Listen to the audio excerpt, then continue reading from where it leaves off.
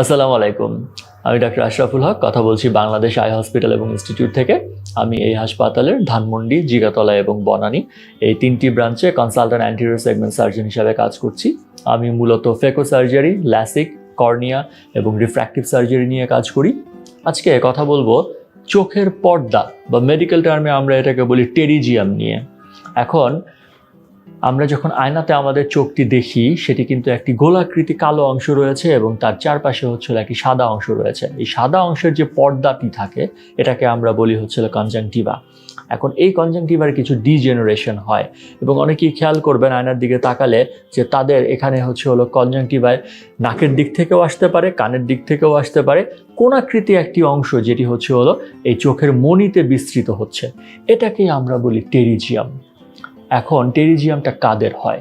টেরিজিয়াম যে কারো হতে পারে, কিন্তু সাধারণত যেসব জায়গায় বা যেসব দেশে গরম বেশি পড়ে তাদের বেশি হয়।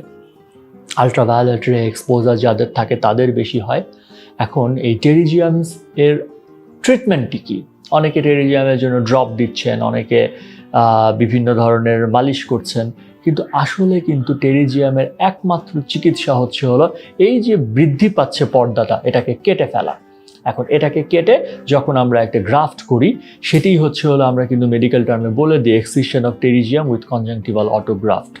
এবং 99% কেসে এটা কিন্তু খুব সুন্দর এবং একবার সার্জারি করে শেষ হয়ে যায়। মনে রাখতে হবে, যখন এই যে আমাদের চোখের কালো মণিটি রয়েছে, পর্দাটি যখন এই কালো মণিটার দিকে চলে আসে, এটা কিন্তু আস্তে আস্তে আমাদের দৃষ্টিকে ব্যাহত করে। সেজন্যই কিন্তু টেরিজিয়ামটা ইম্পর্টেন্ট। এটা যদি কালো মণির দিকে না আসতো তাহলে কিন্তু আমরা বলতাম যে কিছুই করা লাগবে না, আপনার যদি ইরিটেশন না হয়, আপনার যদি প্রবলেম না হয়, আপনি এভাবে রেখে দেন, অপারেশন করার দরকার নাই।